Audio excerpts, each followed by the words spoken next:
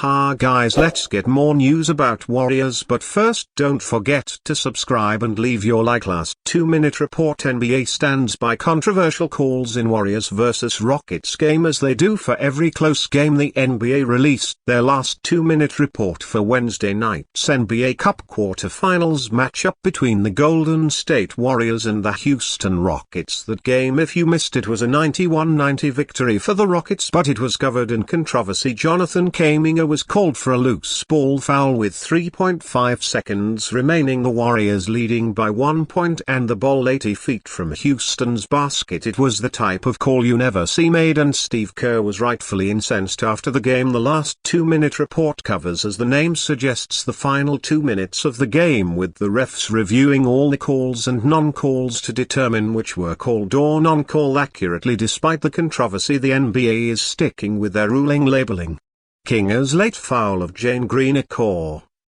correct call and noting that Kuminga reaches over Green, who in an attempt to get to the ball and pulls his shoulder down. This is not surprising by the letter of the law. Nearly every single loose ball scrum results in a foul. The Warriors' argument against the call is not that it was a play without contact, but rather that it's a play that's made over and over again without a whistle. Interestingly, the league also labeled the loose ball chaos from a few seconds prior as a correct non-call, noting that Van Vet, who makes clean contact with the ball as Peyton to GSW makes the pass. Videos are linked to each play in the report, and I've got to say, I am trying to remove any bias here, but I truly do not understand how one of those plays is a foul and the other is not. The league also ruled that Brandon Podm 3 at the buzzer, which was partially blocked, was correctly not called a foul. That said, the last 2-minute report did uncover a pair of missed calls, with one benefiting each team against the War. The league determined that Golden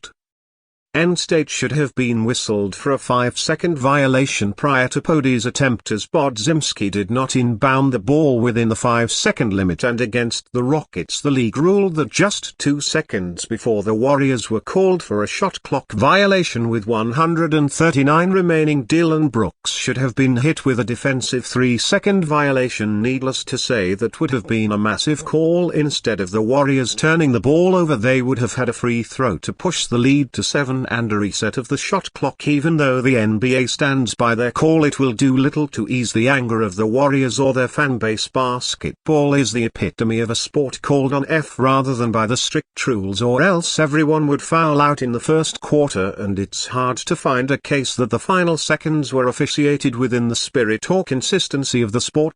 Club Warriors to host Mavericks on Sunday after NBA Cup loss versus Rockets. The Golden State Warriors' hopes of competing for the NBA Cup championship in Las Vegas came crashing down on Wednesday night after a heartbreaking 91-90 defeat against the Houston Rockets. It was a dramatic finish with a controversial loose ball foul call against Golden State, giving Houston to go-ahead free throws that would win them the game. Warriors head coach Steve Kerr was left irate about it during his post-game presser. With the loss, the Warriors are officially eliminated from the mid-season tournament. They'll now return home, where they will host the Dallas Mavericks at the Chase Center for just another regular season game on Sunday. Although it may not have the stakes of a tournament championship, this consolation matchup should have the Warriors plenty motivated. Former Warrior Klay Thompson returns to the Bay Area as a member of the Mavericks for the second time this season, adding a layer of intensity to the contest, while their first meeting in November featured extravagant pregame festivities and a thrilling 120-117 Warriors victory. This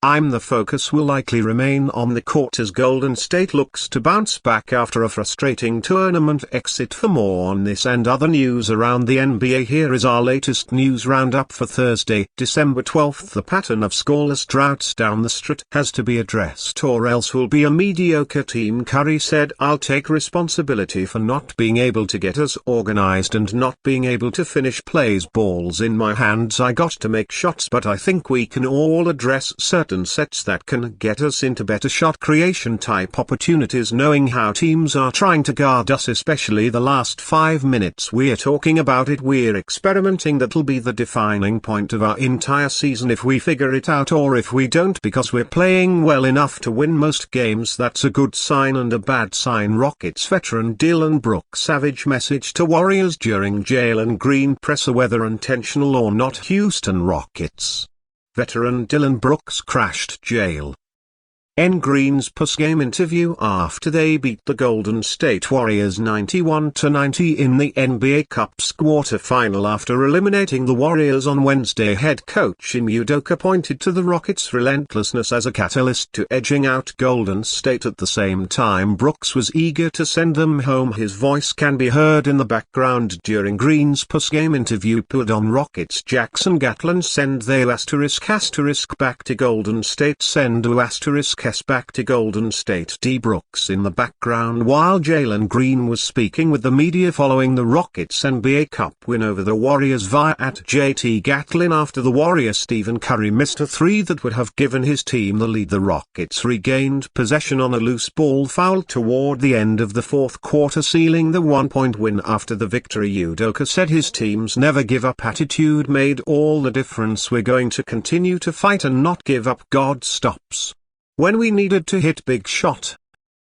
When we needed to got on the floor. Loose balls created that foul. Great job switching on the last possession to kind of bottled that up. But as I've said before, you can always rely on your defense when the shots aren't falling, Udoka said in his post-game presser via the official Clutch Points account on X, formerly Twitter. A lot of good things: 8,242 shot clock violations, 30 points off their 22 turnovers, only put them on the free throw line 9 times. That's a recipe for success on the defensive end for sure. Udoka concluded that's a recipe for success on the defensive end. Udoka holds the Rockets to high praise after securing a tough comeback win over the Warriors via @NBA Alprin Sangon's double-double. 26 points 11 rebounds led the Rockets. Jabari Smith finished with 15 points and Green added 12 points and 3 steals. Jonathan Kinger's 20 points and 7 rebounds led the Warriors. Curry scored 19 points and Buddy Hield finished with 15 points. And you fan, what do you think of their